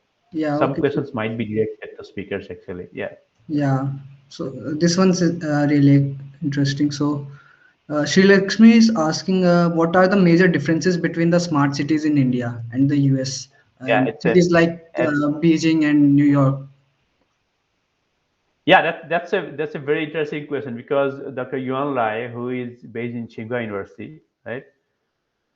So he did all his work in New York and in Boston. And prior to this, he was an architect. So he, as part of his firm, he helped design the marine front in Singapore, right? So then he transformed into this urban science. So he was actually a student of mine in New York University in the urban informatics. So the presentation that he has showed, you all have seen how he was showing these big and tall buildings, right? So these are very densely populated and very well developed, urban areas.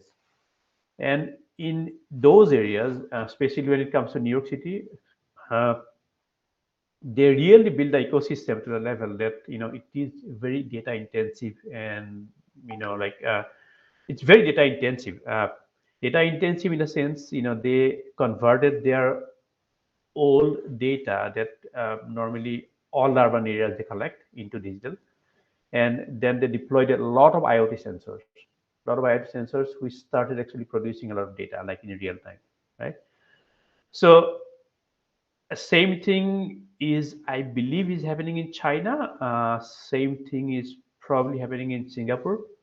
But when it comes to the Indian smart cities, we are just starting, right? So our problems are, I may probably say little safely that our problems are a lot more complex. So that means also a lot more opportunities to solve problems in our ecosystem. So I don't think we can really compare an Indian smart city to an American smart city or to a Chinese smart cities. Ours is not as data intensive. Uh, Ours is not as data intensive. Uh, so it's a little different that way.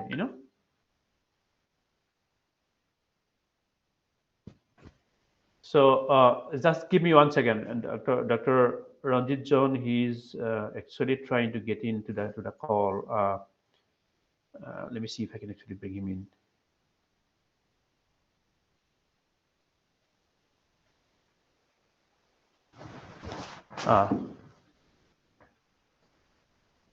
Sure. So I mean, what is the next question? Can we pick Yes, up another question in there? Spandana is asking like how serious is the panic about global temperature? Like we hear about the global temperature has Okay. risen by 1.5 degrees or 2 degrees. Like what that actually means? All right. Okay.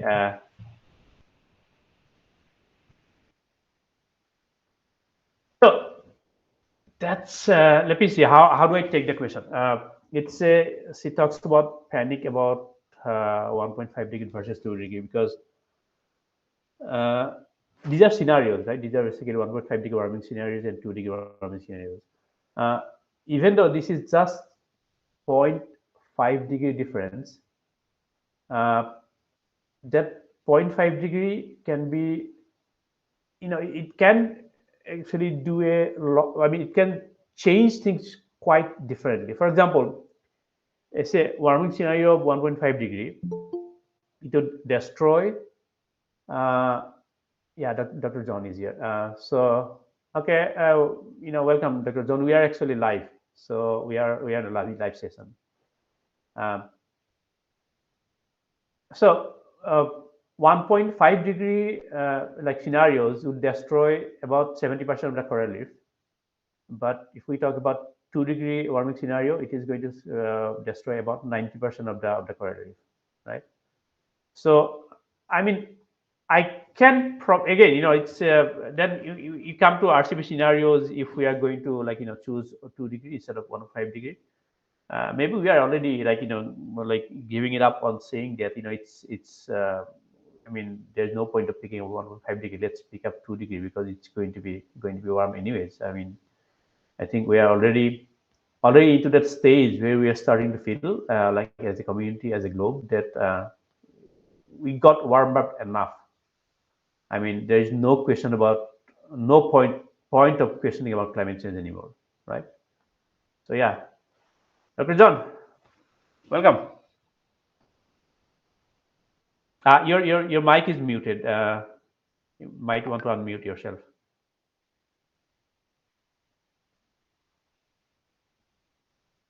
Can you hear me now? Yeah, yeah.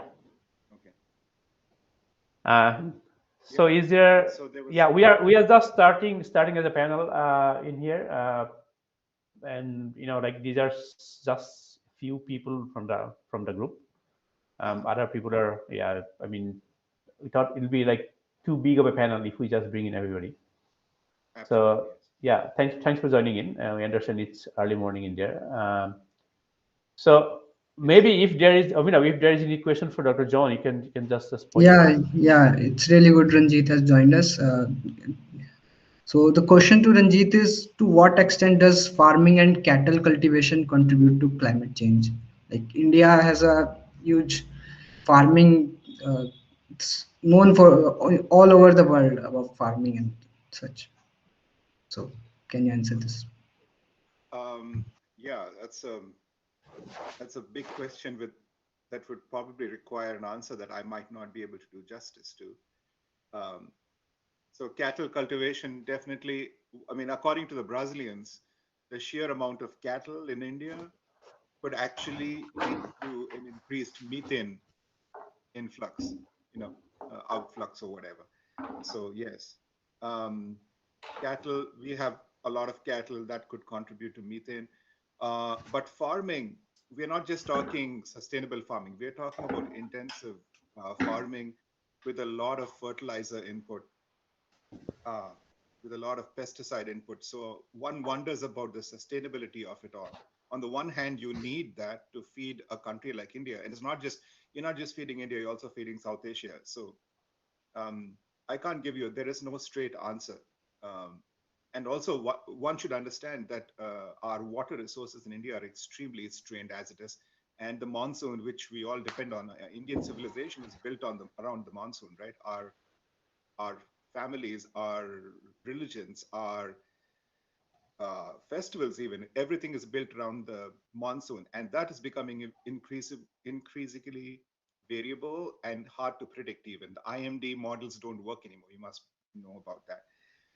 So one wonders how going forward how sustainable it's going to be, and does it contribute to climate change? May not be directly, but there would be some indirect uh, feedback, I would think, because it's such a large area. Yes. So I actually wonder if there is any question from you guys directly. Anyone has any question I want to ask? I If have you like would like one to. question. Okay, yeah, sure. Like, Yeah. what are the emergent research topics in like understanding climate change? You want to take a step on that, Ranjit? Yeah. Yeah, so there are several, but I think what is increasingly the situation is they want to look at societal impacts, because I think they Yeah. realize that as long if you don't connect it to like society, the people will be far removed from it, right? In India, people are increasingly, at least the farmers, even in America, the farmers know that there is something wrong. And so, and then you have to understand that farmers are a very conservative, electoral vote bank. So they tend to vote against climate change as a group. But then if their own lives are being increasingly impacted, even the most right-wing person would tend to like start questioning. Like, like in America, like in India, you have these set theories, or what they call farmers' almanacs. They are these old books that people consult. Okay, it's like knowledge handed down from father to son, parents to children. So the idea is that I'm going to do this farming practice now, and then, like in a sequence. But now you have more rain, more moisture when you would expect to harvest, which meaning all your crops will have fungus in them. Anyone who's in the farming family will understand what I'm talking about. When you expect the things to be dry, then you have rain. When you expect your corn tasseling to happen, when the corn is tasseling, when it's like in the fertilization stage, then you have a heat shock. That means 30% of the yield would drop off. You see where I'm going with this? Climate change, until it is connected to societal needs and to, at the very basic level, at a very interpersonal level, it's not going to go anywhere.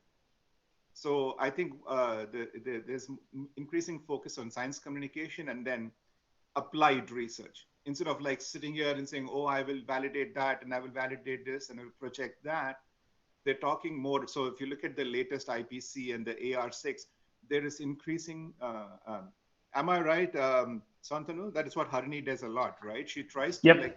she and other people, they try to link it to the societal needs and feedbacks and fallouts even. And then the group I'm in, it's very interesting. Santanu knows, I've been in this for like 20 years now, the land cover, land use change. They're talking about climate change like in the background, happening in the background, but how does that impact things happening at the landscape scale, the 30-meter Landsat scale or the 10 and 20-meter Sentinel scale.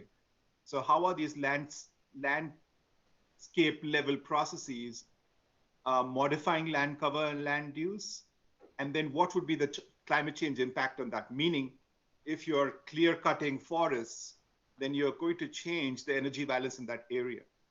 What would that mean? So meaning climate change is in the background, it's happening, we all know it, but how does it impact the common man, a common human being?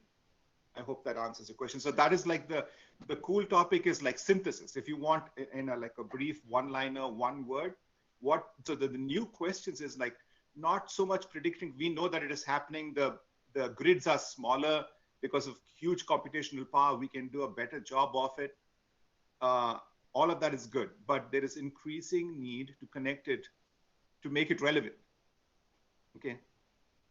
Yeah, so I just wanted to, add to what you said, Ranjit, because it's very nicely put. But I guess as young learners, maybe I just put that into more on a technical perspective as well, because techniques are the one which supports your science, right? So your science, but again, if you do just the technique, then you never become a scientist. You remain either a technician or a technologist. That's about it, right? So you're disconnected. As a scientist, you learn how to ask the questions of importance. Then you learn what you need to do to reach to the question, right? So that's why technology is equally important, and you guys all have technical background, and also like whoever is watching, I'm going to assume a lot of you have good technical background. So developing that technical background is very important. Regarding those, some of the emerging areas that we can think about now, geospatial or remote sensing is becoming big, right? So there are lots of new satellites coming up. There is a big emphasis on having more coverage using optical satellite, microwave satellite. So being able to handle those data, being able to process those data, you need to process them towards information. Use that information towards reaching your your goal. You're asking the questions, right? And then so that's why you need to be able to develop these skills of coding. I mean, like programming and all. So that has to be part of your daily job. And then being able to like modeling is also, of course, it has been an essential part of climate change. And I'd say actually the new areas, I'm going beyond the hype of data science. I'm saying these data science, I'm going to put it at a very general level, like data science, like more like AI, ML type of thing. Some of the new algorithms, they probably can help us to gain better insight. We don't know yet, but that's an emerging area, right? And I said it from technical perspective. Ranjit said it, from more like climate change scientist perspective. So I thought, yeah, it's probably helpful, hopefully helpful, yeah. So any other question from any of you? Sir, I have a question. All right, yeah. So how do you see data science like taking a role in climate change, and how would it take like from the level where Yeah, are we Ranjit, go ahead. at Ranjit, this go ahead. point? I think, yeah, you'll frame it better. Yeah. So as I was saying, somebody asked a good question. Says, what are the relevant research questions that, what is the state of the art, or what is the norm nowadays to ask climate research questions? And the key thing is, the buzzword is synthesis, because we already have so many data sets, right? We have Landsat archives, and you can pick up in Google Earth Engine. You have the Sentinel, right? So now, and then you have climate data. If you go to Google Earth Engine, I'm like mesmerized at the, so many reanalysis data sets, right, that you can pull from there. Okay, I'll give you an instance. I used to use Prism data. It's a North American 4-kilometer level data. But now I discovered DayMed. DayMed is like 1 kilometer. Do you know what that means from going from 4 kilometer to 1 kilometer? Anyone who likes to work with climate data understands, like going from 4 kilometer itself is amazing, because, a lot of the climate data sets are like what, half degree by half degree, 50 kilometers by 50 kilometers. So to work with 4 kilometer and then 1 kilometer data is amazing in terms of predictive models for, I can see Mayank nodding, for SDM, within the state level, right? It makes a huge difference from coming off this course level to, so what the point of me saying all this is more and more higher resolution data sets are available. But the buzzword is synthesis, the ability to connect climate change data with higher resolution data with landscape level, Landsat scale sensors like 30 meter, 20 meter, and IRS, LIS3 and all that. But this is the buzzword. This is the major, how do I say, my punchline. Connect that, please try to connect that with socioeconomic data. And India is especially rich in socioeconomic data. You asked me, how do you study climate change science? Well, you try to explain away socioeconomic. I know this is like totally out of the left field, like this in America, coming in from a dead zone, but your blind spot. But this is the key. This is what makes a big paper or a really cutting edge science, is to link climate change with landscape level processes with socioeconomic data. I'll give you an instance. So for instance, if someone can track the rice yields or the corn yields, we know for a fact that the yields are dropping. And that is why farmers are trying to increase fertilizer. I mentioned, right, huge fertilizer input to the point that it's not even sustainable. It's leaching off, getting into the groundwater. And you know what is happening in Punjab is like cancer villages. So many people are getting cancer because they're pumping in fertilizer, putting in pesticides, thinking that it'll increase the yield. But then there is like it'll reach an asymptote, right? Yield will reach an asymptote if it's too hot to farm. Makes sense? So the problem is in India, we study everything in silos. The biology, the botany guy will do his thing. The climate change guy will do his thing. The meteorology guy, but what we need to do is to work across these silos, if you will. Makes sense? That's what makes a cool paper. And some people are already doing it. Obviously, they are great scientists in India. There's some standard papers. You know what I'm talking about. So synthesis in between the socioeconomic and the climate change. That way, if you ask me, then it becomes an everyday topic. Then you got people's interest. Then you've got the policymakers' interest. Then you'll get the funding too. So that's how the Americans operate. And increasingly, even the Chinese, they've stopped doing these silo things. Some of them are trying to do that. They understand now that they're following the American model and trying to do the synthesis. Not so much, but actually, yeah, you really bring up a point. Maybe I can just generalize what you say that leads to the point of building a strong community, where building up strong community and building up this collaboration. So even though we are starting with young learners, hopefully it's a start towards that, and hopefully we have other people joining us. And yeah, then you can start thinking about this synthesis level work, which is actually much needed, as you say. So yeah, absolutely.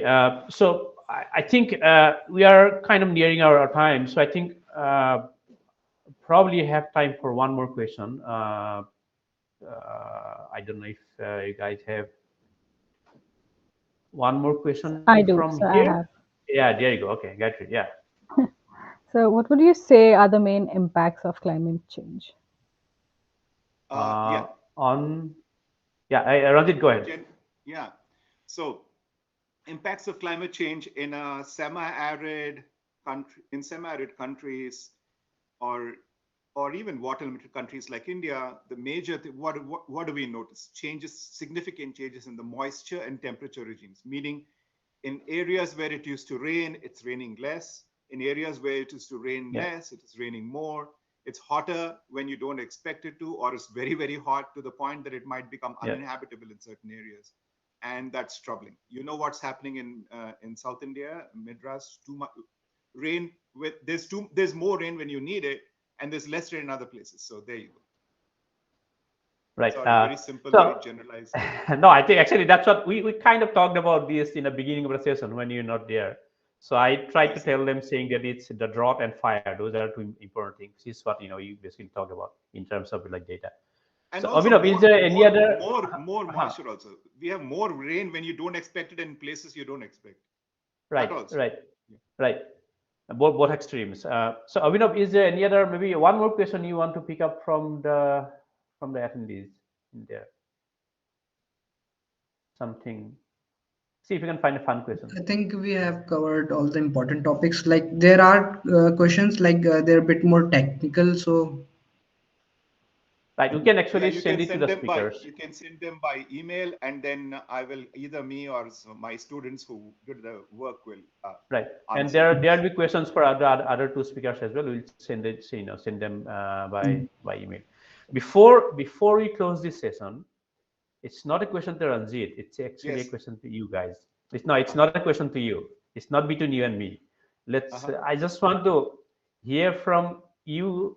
There are what 6 of you in here, right? 7 of you. I want to hear. I hopefully I hear from everybody. It's not. I'm not trying to force you or anything. What made you to join this lab, and how do you see yourself going forward? Make it brief. Then you can just go around and anybody start. Maybe Tripura start. Yeah, so after I finished my master's, I joined this workshop on climate change at IISc, and I sat through all the lectures, and my interest peaked ever since then, and now it has become my career path. And the journey has been going on really nice so far. So, yeah. Great. Gayatri, I'm just going to name it. So the work that we do and finding probable solutions to some of the very current topics going around right now. So that is something that inspired me to join this group. And yeah, it's been a great journey ahead, and I wish to learn more about this. Yeah. Great. Swarnali. So like when I was in my junior year of college, I got really worried about like climate change, and I just wanted to learn more about it. But I actually did not have that skill, or like I did not know where to start or how to begin. Then I came across Shantanu sir, and he was just very very he took me in with the like within his group, and I'm like very very grateful for that. That's how it started. Great. I'm happy that you're enjoying. What about Jim Lee? Jim Lee is an interesting story. Jim Lee? Yeah, so basically, I'm from mechanical, so kind of exploring different domains. And then one of my senior asked me, "Why don't you try in machine learning and stuff like that?" Then through my interest, brought in with contact with Shantanu sir, and then yeah, the environment was just amazing. I got better exposure to different like domains or different fields of climate change, and yeah, it interested me a lot, and so I'm continuing it. And sir has been an amazing mentor. So yeah, it's been a pretty smooth journey till now. Great. I'm happy about it. And what about Mayank? Why did you join?